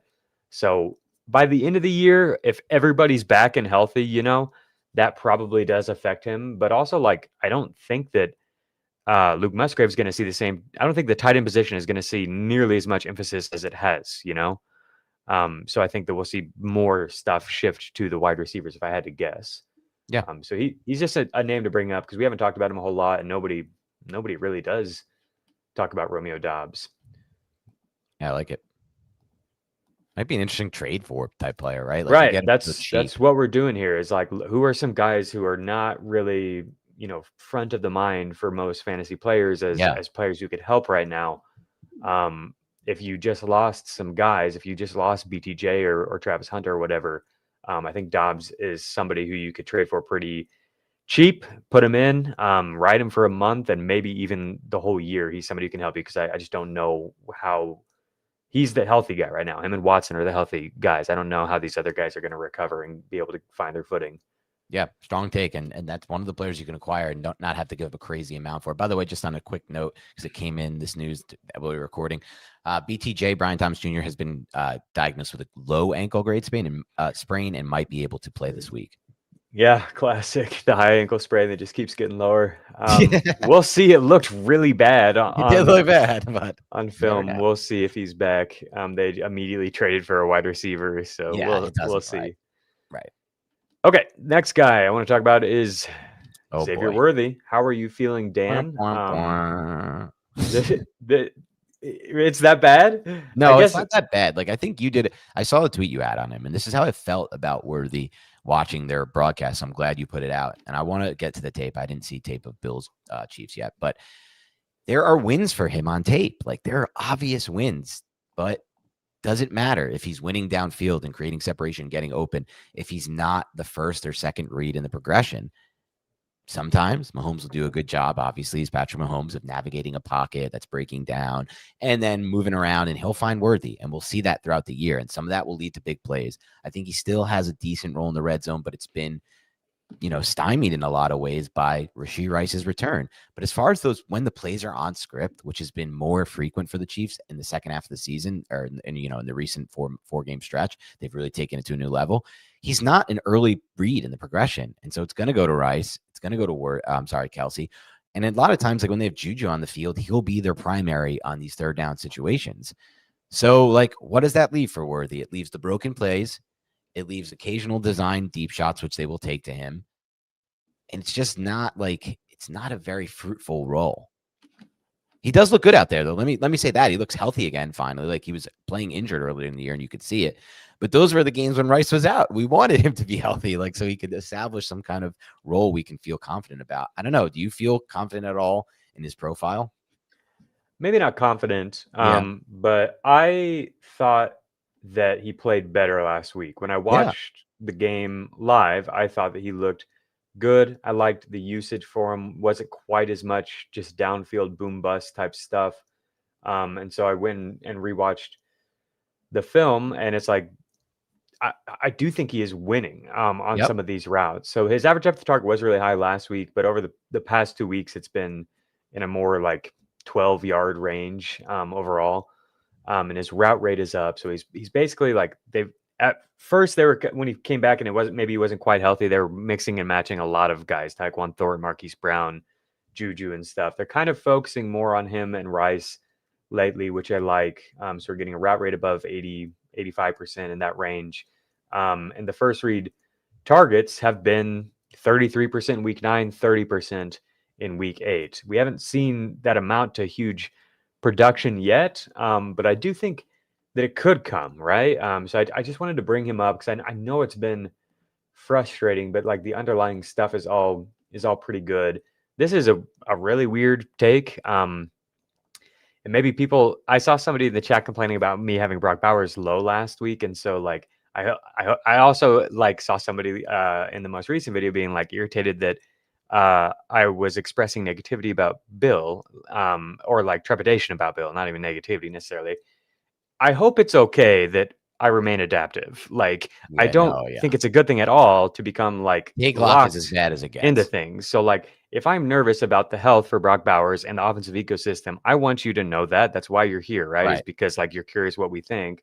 And so I'm just going to be honest with you and update as we get new information. That's all that we can do. Yeah. And so that's what I'm about to say is that I watched the film and watched every route for both of these guys last night, Rashid Rice and Worthy. And to me, Worthy looked like he was creating more separation. Rice didn't look very good. He didn't look very explosive. And I thought that was really weird. I'm glad they have their bye this week. I think it's possible that he didn't quite have his legs under him, taking all this time off and then coming in for 2 games. Coming off an injury, by the way, as well. Yeah. Big injury that we just kind of have forgotten about because of his suspension. Yeah, so I don't want you to freak out about Rice or anything, but I did want to note that is I spent the time watching every single route, and to me, Worthy looked good. He looked like the guy who was getting open more often, and so that's interesting to me. We'll see what it looks like coming out of the bye, but I do think he's somebody who could be relevant, could give some big weeks. They could design some more stuff too, maybe after evaluating the film and coming out of the bye for the stretch run here, and I think he's probably going to be really cheap. If you're a team that's not doing so well and you've got Worthy on bye this week, you're probably fine just letting him go, right? I would think that's probably going to be the case for most teams that have Worthy. Interesting. I kind of like that. You trade buy low for Worthy right now because you're going to get him at an insanely low point because of the bye week. I don't know if I have the full faith, but he did do this last year, right? He broke out down the stretch of last season. Obviously, Rice wasn't there. That's a big factor due to the injury, but he did have a late season boom. For sure. Yeah. And I think he can, to me, he looks a lot better than he did last year. Yes. But none of the data suggests that, which is kind of weird because I think Mahomes is playing better too. I think the offense is better in general. And so I think part of the problem. Yeah. Sorry. My bad. No, you go ahead. I was just going to say part of the problem is with that data is we have a sample size of some games that he was clearly affected by the injury. He looked good last week. I thought some of the early. Yeah. Yeah. That's true. It's kind of like the Bowers thing where he played through an Yep. injury this year, clearly. And I do think he looked healthier this past week than he has all year. So we'll see. I think he's an interesting buy low. It's not quite as, go get Zay Flowers. Like, he's clearly undervalued. You know what I mean? Like, I don't feel quite as strongly about it as we have like a Lave Agreed. or somebody like that. But as I look at it now, it's like if you can get him for super, super cheap, then I think that makes sense. He's somebody who could give you some upside if you were like counting on BTJ to maybe come through and give you some upside at some point, like maybe this is a cheaper way to get access to that same type of player. And as Jacob falls into a trap I've fallen so many times into, which is giving too much of our attention to the haters and the people who are trolling, or not even trolling, just maybe not fans of some of our reactions or our rankings. I will say this, shout out to Ryan, who says, I can't hate on a guy who sends his rest of the season rankings to my email inbox for free. The newsletter is legit. Yes, please, those listening to the podcast right now that enjoy our takes or enjoy Jacob's takes specifically, you can get the free Fantasy Football Today newsletter in your inbox right now. That means Jacob's rest of season rankings, his rankings for each week, and a lot more great data in your inbox. Go ahead and sign up for that by typing into Google Fantasy Football Today newsletter, and it'll take you right to the page to sign up. All right, Jacob, just want to get a little promo in there. Always plug God, do your thing. All right. So how lucky are we feeling, Dan? That's the question as we look at this next receiver. We've got Brock Bowers back in our life, looking like league winners, maybe with Bowers, with Rashid Rice. Like, in terms of the points, they definitely are. Yep. We've got, hopefully, Bucky Irving back in our lives at some point soon. Maybe I'm counting my eggs before they hatch here. Could it be I this don't week? know. I don't know, man. I hope. But Yeah. everything I've heard from the coaching staff doesn't. It's like, I think we'll get him back out there moving at practice. Like, but that's basically it. Like, we don't really have any real indication. Anyway, another guy who we've been waiting on all year, who you and I were very excited for this year, but it's ended up being, cut short most of what he was able to do, is Ricky Pearsall for the 49ers, who you will find 10th at wide receiver in first down per route run rate, which is, I think, a really important stat. And the reason that I'm focusing on that stat specifically is because we have a smaller sample size here, 141 routes, and that one normalizes a little bit more quickly. Another reason I'm focusing on it is because Ricky Pearsall has an average depth of target of 16 yards. And so it's a type of player whose yard per route run rate can get kind of out of control in a small sample size because of the big catches and stuff. So to see him still producing first downs at a high rate is really, really noteworthy to me. So I did want to make note of that. I think that Juwan Jennings has, battled through injury all year, but hasn't been able to give them the performance that he did last year. Kittle hasn't quite broken out. The only part of the offense that's really working is Christian McCaffrey as a receiver. And that's a completely different type of target than where Pearsall's been getting his targets, which is mostly down the field. So again, we don't know what's going to happen with San Francisco, but if we get to a healthy ecosystem, I think that this is a really, really high upside player. What do you think on Pearsall? Is he somebody that you'd be willing to buy? Is this the time to buy, or are you waiting until you have some signal that he's going to be healthy and in our lives this year? Yeah, I mean, I like everything you said. I like the breakdown. Pearsall, I'm just going back to it. Pearsall at Florida, his tape was so cool. He was basically Ladd McConkey, just not getting the credit for Ladd McConkey on film, with the ability to high point the pass and show off like that vertical athleticism that maybe McConkey doesn't have as much of. Now, McConkey, I want to be clear, was better at getting in and out of his cuts and breaks, and a better version of Pearsall in that regard, but he has that upside. The problem I have with Pearsall is this injury is really weird, Jacob. He had a knee injury earlier this year, and then we were told, it's not so bad. Like, it'll be fine. We're like over a month later. It's like he hasn't practiced at all. He hasn't played. We get the news this week that like maybe he'll be ready to go.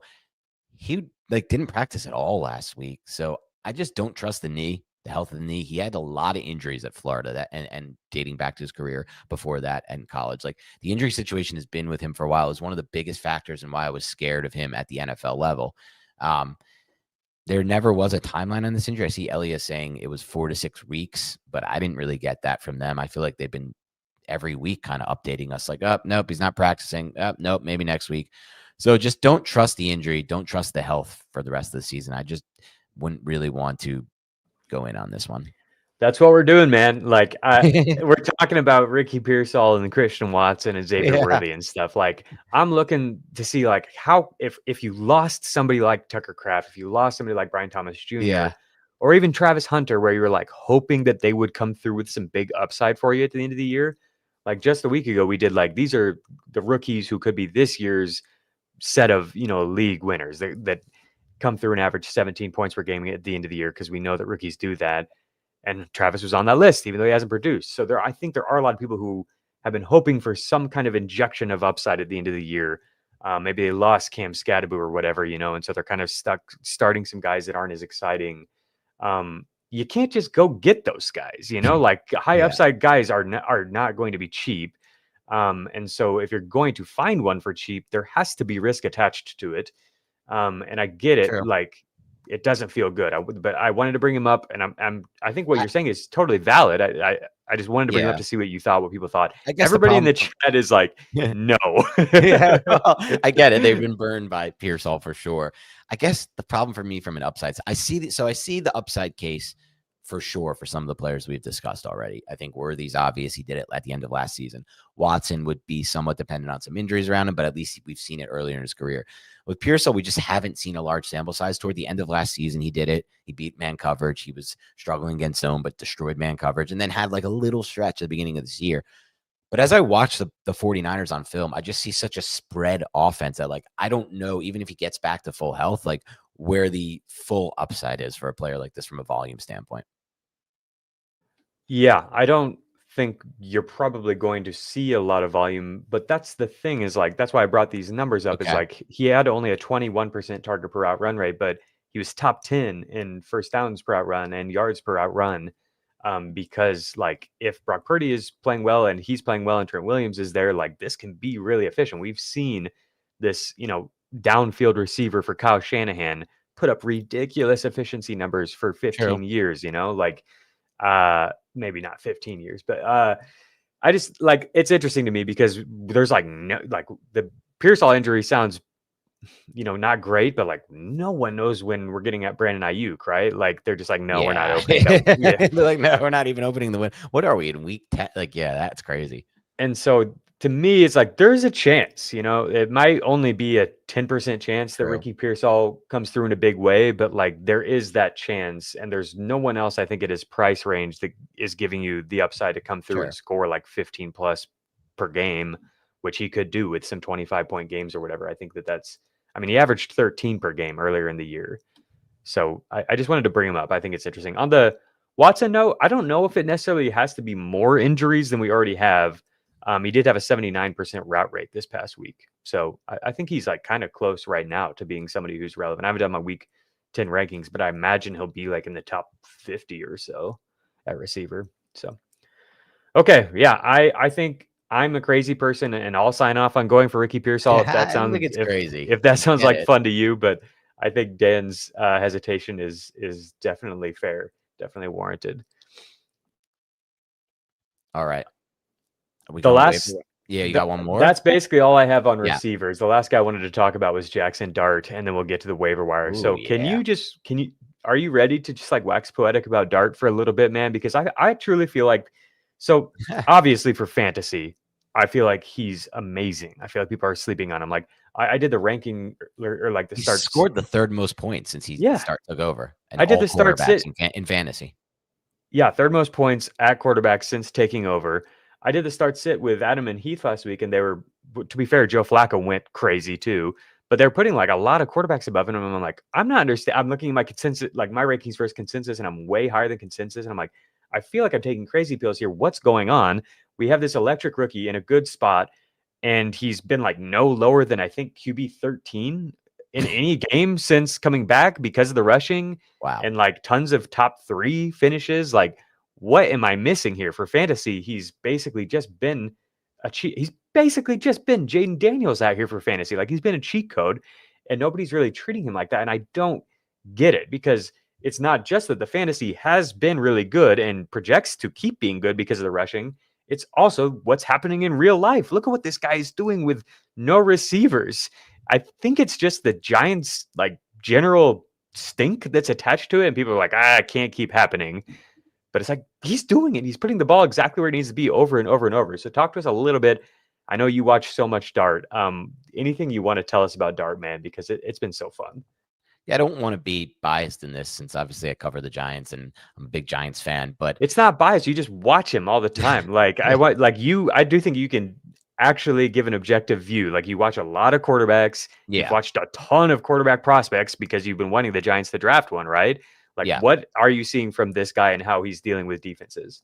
Yeah, and to be fair, like, just to qualify it to some extent, like, I was very anti Daniel Jones during his tenure with the Giants, and just based on the tape, his tape with the Giants was horrifically bad. I understand he's good now with the Colts, but just the reality, and people are like, how did you say that? The reality was his tape wasn't good. He was a bad player for the Giants. Good for him for finding a situation that works for him.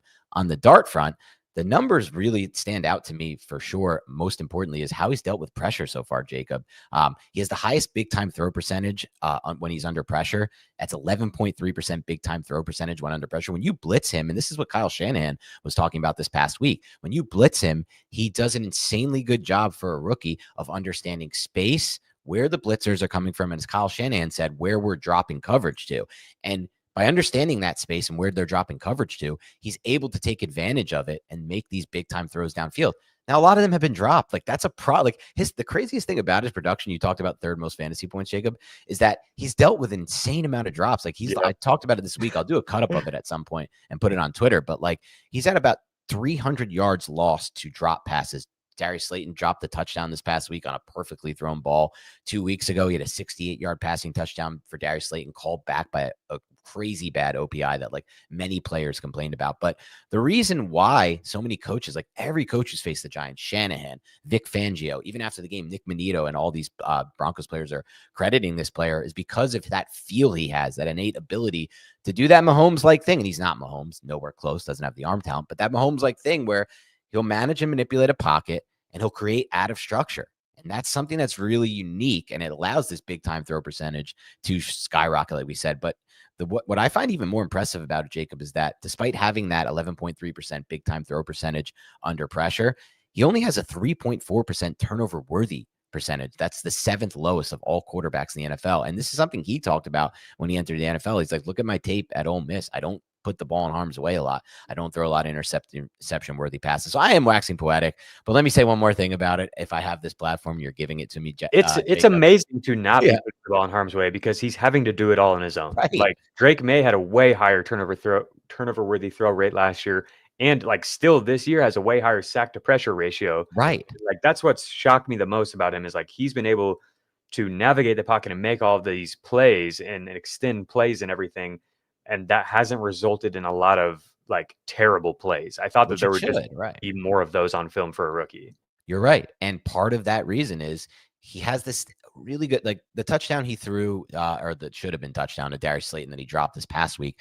He just did a great job on that play. He caught the snap and he's watching the DB number 2 for the Niners. And as the DB makes the turn, he has his eyes glued on him. As the DB makes the turn to then go to take the corner route, Theo Johnson, the ball is out of Dart's hands so fast, and he understands the space that if that DB takes the turn toward the sideline to guard the corner route, he's leaving the back pylon open to make that throw to Slayton. And and it's just so quick with him. And that's something Dan Orlovsky talked about. He said of all the rookie quarterbacks he studied in this last class, Dart was the quickest at understanding space, seeing space, and getting the ball out with his release. And that really helps. He's processed defenses at a level that's just unexpected for a rookie.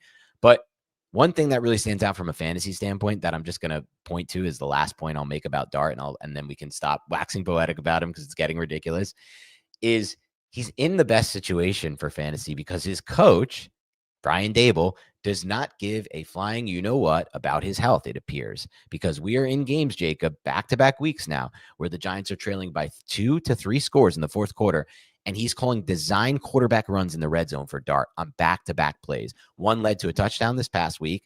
Another one, I think, was actually a touchdown the week before as well. But he's running his quarterback on design runs in the red zone at any point in the game. In addition to the design runs, he has quarterback draw. He runs quarterback bash power throughout the games. And we talked about this, right? We said earlier in the season, like, if they go to Dart, keep an eye on it because Brian Dable has run every quarterback. He had design runs for DeVito even. So that's the thing that leads me to believe that like the floor is there from a fantasy standpoint, the rushing part aspect of his game. But obviously, you know, the receivers are going to hold him back to some extent. He has nothing to work with at that point. Oh, we have some people saying they do like the Dart talk, but we've done a lot of Dart's awesome, man. He is awesome. Let me show you this list because the design rushing aspect of this is crazy. So this is quarterbacks in their first year in the league, their first career 6 starts dating back to 2000. And then you look at like fantasy points per game among this group, Dart is 6th all time, dating from 2000 till now, with 22.4 per game. Justin Herbert is ahead of him at 24.5. And then it goes Cam Newton, RG3, Jalen Hurts, Jaden Daniels, and then it's Dart, and like Kyler Murray is the only other one above 20.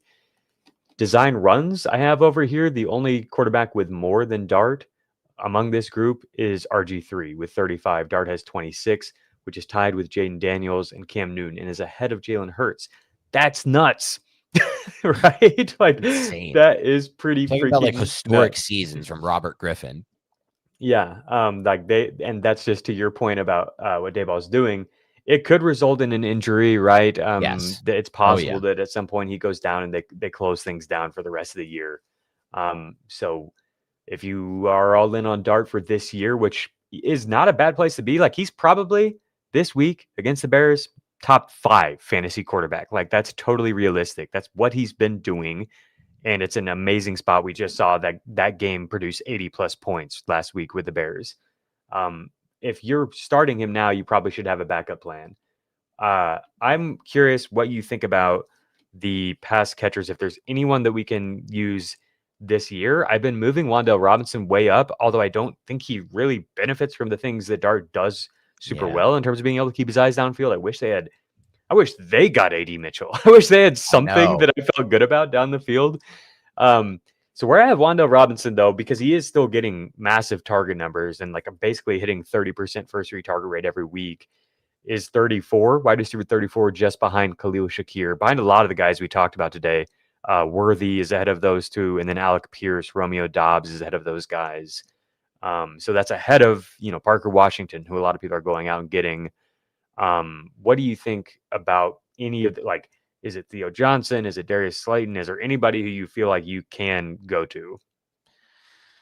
From a consistency standpoint, it certainly isn't Darius Slayton, though he is the target deep downfield. So that's maybe somebody you can rely on for like underneath stuff. I'm sorry, for just like big play stuff and not a consistency week to week basis. It would probably only be Wan'Dale. The one thing I would say, like if I'm going to have any pushback on Dart rest of season, it would be the fact that for the first time this season, I saw teams play him in a really interesting way with Robert Saleh and the 49ers. He's obviously a great defensive coordinator. He watched the tape and he took away, he played Jaxson Dart high to low, which means like one thing that Jaxson Dart has always done dating back to his tape at Ole Miss, which I liked about him, and then it carried over to his first stretch of games in the Giants, is he reads high to low. He's looking for the intermediate or the deep shot before he's coming underneath.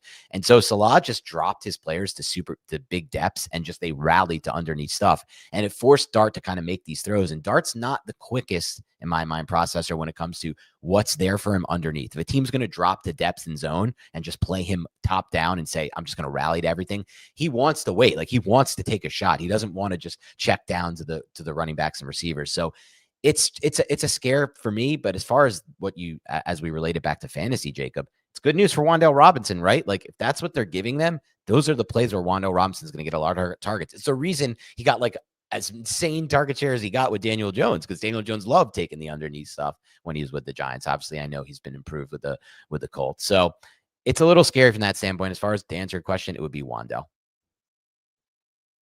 Makes sense. Alrighty.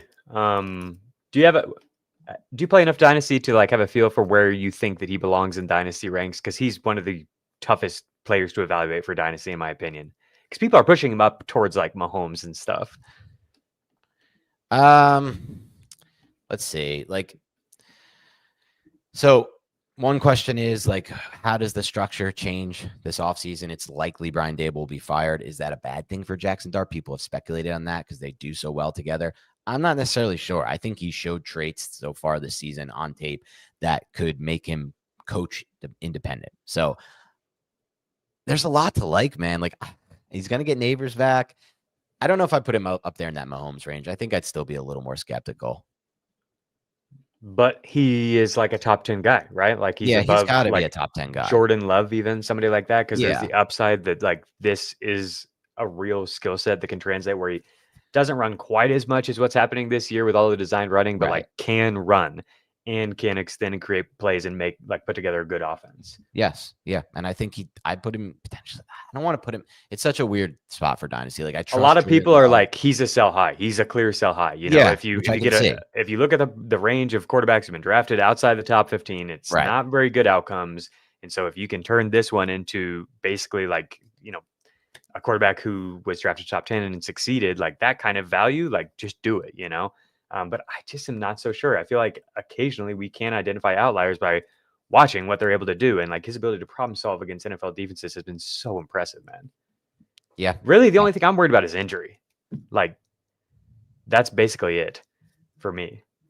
Yeah. I mean, it's injury and it's the regression aspect of like teams get tape on him and they take away the concepts that he likes, and can he adjust to that? That's for all rookie quarterbacks going into year 2. Yeah. Yeah, that's fair. I don't even feel like he's been able to do what he likes. I feel like That's it's true. been a different set of circumstances every single play, basically. Good and point. he's just like done something. And he's with creating it. out of structure. Yeah. I mean, look, he's made so many plays out of structure that it does lead you to believe that these traits could get even better if they improve the actual talent around him. And I will say this, the Giants offensive line is playing so much better at this point than they did at any point besides the first 6 weeks of last season, which they were good too, during Daniel Jones's tenure. So like they've done a good job to improve that unit up front. And that's a big factor for Dart. Like Dart would not be having this season right now, Jacob, if Neighbors stayed healthy and Thomas got hurt. I can promise you that. Way more important for a rookie quarterback's development is his offensive line than his wide receivers. Yeah. All right, let's take a quick break, then we'll get back into some waiver wire. Cool. When you need your sports news all the time, We've got breaking news to bring to you. CBS Sports HQ gives you a snapshot of all the sports that matter to you. When you need your sports in a snap, find it on CBS Sports HQ, streaming free anywhere you are.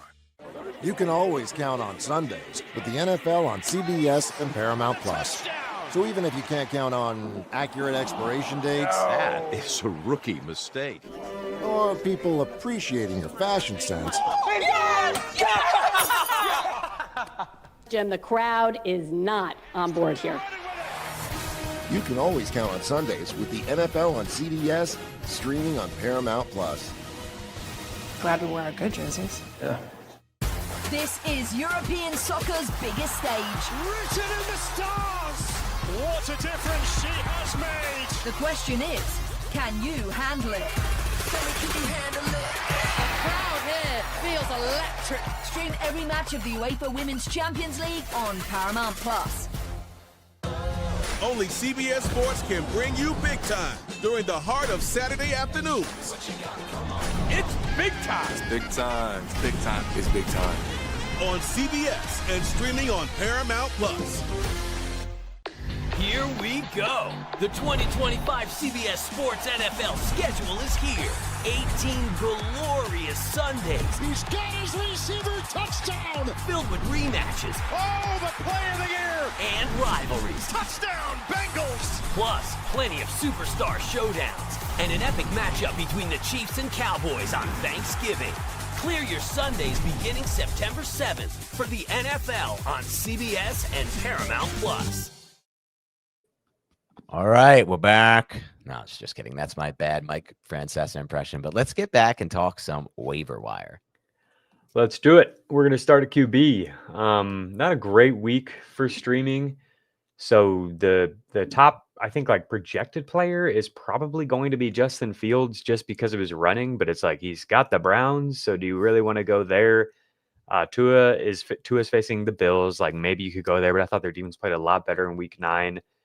For me, it's probably J.J. McCarthy against the Ravens. And then he's somebody who maybe gives you a chance at long-term upside too. Did you get to watch J.J. this past week? I thought it seemed like played better, but I haven't got to spend a lot of time with the film. Not yet. I want to watch his tape. Obviously, that's a key player on my list. I also want to watch what Vikings did to slow down the Lions offense, but not yet. I do like the situation fantasy-wise, though. Yeah. So it's probably JJ McCarthy for me. Yeah. You've got Penix against the Colts. Bryce Young has a good matchup against the Saints. You could go there, but I do think they just would love to run the ball 35 times in that game. Oh, yeah. And then it's like, if you want to trust the Brock Bowers stuff, Geno Smith on Thursday is going to Mile High. Do you want to go Geno Smith at Mile High? Like, probably not. That's a defense that could get pressure on him fast and could just like shut this thing down. Yep. But Geno did just have 34 points, 34 fantasy points this past week. And this also like kind of gets you ahead of the quarterback streaming situation next week. In week 11, they play the Dallas Cowboys. So it'll probably be one of the top streamers if I had to guess for week 11. But yeah, that's really all I've got for you at quarterback, unless you are wanting to go with like Tyler Shuck. Well, you could go with Mariota. Mariota against I was thinking Detroit. Mariota. Yeah. Yeah, that's probably your The problem your with top Mariota option. is no Terry McLaurin. Really not that many explosive options in the pass game. Yeah, but he runs. Yeah. Yeah, it's probably Mariota or JJ McCarthy for me. Obviously, we're not factoring or considering Davis Mills, correct? I don't want to know. Yeah, so nothing super exciting. No. Who would you choose from that group if you had to? I think I lean Mariota, honestly. I think The I would just rushing go upside. McCarthy and hope that we hit on something big there. It's fine. McCarthy was like at the beginning of the year, for anybody who's been around since draft season, it was like Drake May's the guy late season, but McCarthy is like the discount guy. Like if you waited on quarterback and then you also miss out on Drake May, McCarthy's the type of guy who could give you big upside because of what he can do with his legs, and he's in Kevin O'Connell's system and everything. Right. So maybe we see that come through at the end of the year, but yeah, it hasn't quite been there yet. Yeah. At running back, man, I think we've got to say goodbye to Bashal Tootin, basically. It still could come through, but Travis Etienne looked freaking great in this past week, you know? And Tootin's role didn't really change at all. They do get him in for short yardage work. That's been something that's been happening throughout the year at different times, and it happened again this week in a big way. I think he had like 7 snaps from inside the 10. Maybe it was just in the red zone, but he gets in for those looks and he scored. But like Houston this week, not sure about the offensive environment as a whole, and the role just has not been moving much. And so with Etienne still looking good, he seems to me like he's just a handcuff, just the backup running back who could get in as a lottery ticket. And even if he does, there is a running back in his backfield who plays on passing downs, and rookie LaQuint Allen. So he would have to be really effective as a runner to be a fantasy relevant guy. So that's sad. Very sad. Yeah, I know. It's been a sad development here for some of these rookies that we liked with him and Bill. You never know. Things can change on a dime in the NFL, man. They really can. Like Colson Loveland, it was like all signs are not good. And then Cole Kmet gets hurt and Loveland gets in. And now it's like, this could be great. The rest of the season, this could be fun. You know, like he's a good player. So yeah, you never like if talented players get a chance to get on the field, it could be good again. Just because it's not right now doesn't mean it's over. But I don't know if I dropped Tootin in the league this week. That's fair. So who might you be looking at then? Like, I think it probably makes more sense to this isn't going to sound great, but I think somebody like Isaiah Davis, Tank Bigsby, Kenneth Gainwell, like those guys are similar types of bets where they're like one injury away or whatever. And I feel a little bit better about their situations. Like Bigsby looked really good this past week or 2 weeks ago before their bye. And I think the Eagles situation is better than the Jaguars probably as it stands right now. We've seen 30 points from Gainwell. I think that if he got in for Jaylen Warren, it would be good. Isaiah Davis is a tough one because the Jets suck, but it's a matter if they're going to trade. Yeah. I really like him, and he might just be like right there, you know, like, so he's definitely somebody to pick up, but we'll have news on that. But even if Brees were to go down, I think he's just a pretty good handcuff. I like Isaiah Davis's skill set a lot. He's somebody who can play all 3 downs. Yep. Those were the guys who jumped out right away. Jaden Blue seems like he's phased out. Probably out of our lives. Emmanuel Wilson, I think, is a good guy to hold for the Packers. He's played well. Devin Neal continues to be somebody to know at the bottom of the waiver wire. He's only rostered in 19% of CBS leagues. does anybody stand out as like a preferred option from these guys?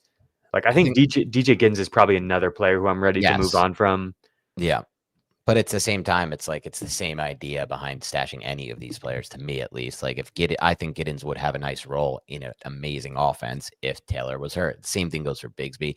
I could say Bigsby stands out just because of Barkley's injury history and the fact that he's a little potentially hurt right now. And the Eagles took a step forward from a blocking standpoint and from a run game standpoint. So I guess that would be the one for me. But I kind of value them all in very similar ways. Yeah. Josh Brooks is somebody like coming out of the bye who could have a bigger role. We'll see what happens with P. Ryan there. P. Ryan, yeah. Devin Singletary is probably a good pickup. Do you want to talk about that backfield? Yeah, I mean, look, Singletary, it was very odd. There was some grumblings early in the year that despite how good he was last year, Tyrone Tracy has some people that don't love him in the locker room. He called out the coaching staff earlier this season and that kind of dropped off. His role significantly dropped after that. Now he's back from the injury. They didn't really let him get in a groove. Singletary out-carried him. Singletary out-touched him. Singletary was a bigger part of the offense. And quite frankly, Singletary was better on tape than Tyrone Tracy was in this game. I think partially it's because they don't let Tracy get in a rhythm, but it is what it is at this point. Singletary's creating a lot of yards before contact and after contact, and he just, to me, looks like a better runner in between the tackles than Tracy at this point. So I think that will continue. And essentially the question is like, who takes the red zone role? I think it might be Singletary.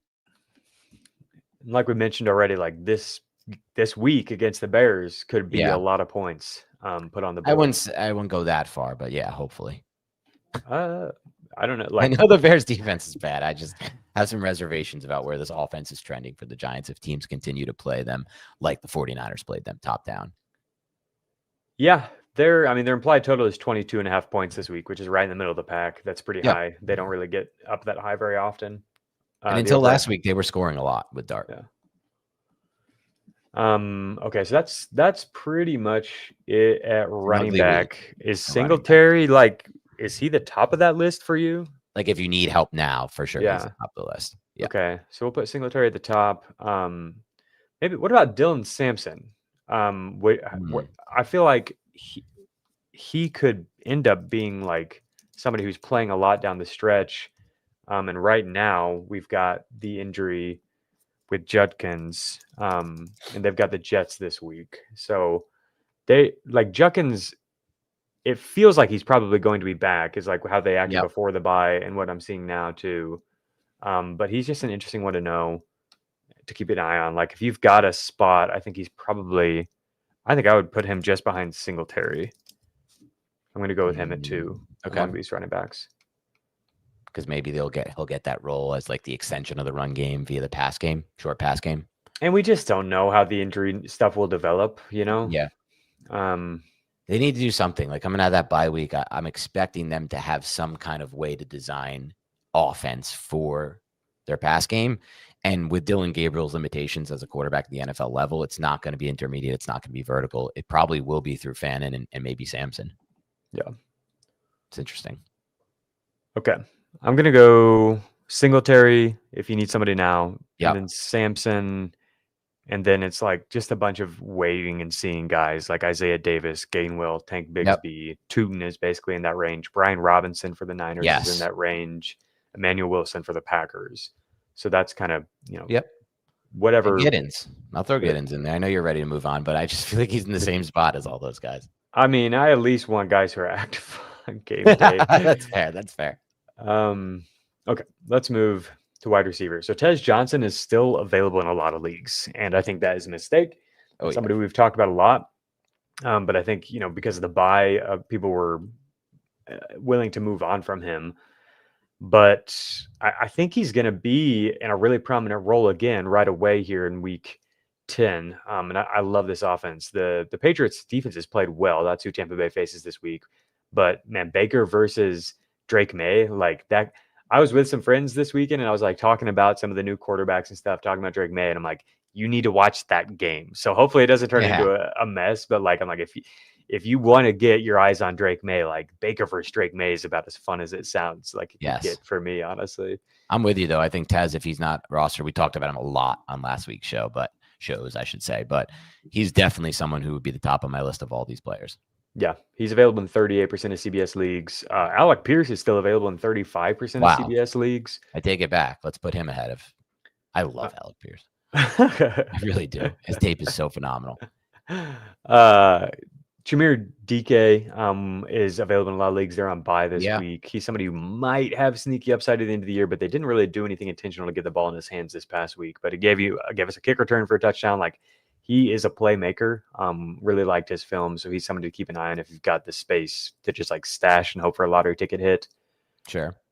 Darius Slayton available in 70% of leagues. If you want to just take a random shot on upside, like Rashad Bateman, 75% of leagues. Those are kind of similar profiles in terms of how they score their points.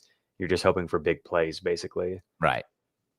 Darnell Mooney has been dropped in a lot of leagues, and lately the quotes from the team is that they kind of feel like he's like starting to find his footing and get healthier.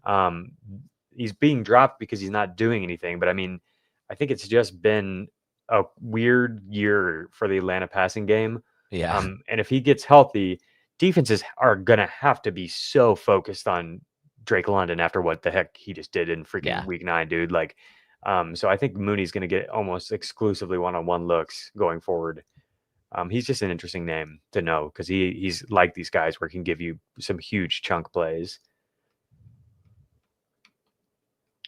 Torrey Horton, rip. I mean, we were going to discuss Torrey Horton, but now that situation seems, and we discussed it earlier in the show again, like, we're not sure on the cup injury. If the cup injury is worse than expected, there is still some hope for Horton, but obviously Shaheed hurts that. And then on the flip side of that, Shaheed, somebody you should pick up if he's available. And Parker Washington, where are you at with that now? After I was about to ask you, it's like, I feel like I'd rather have Tez, and that might just be because I lean towards upside.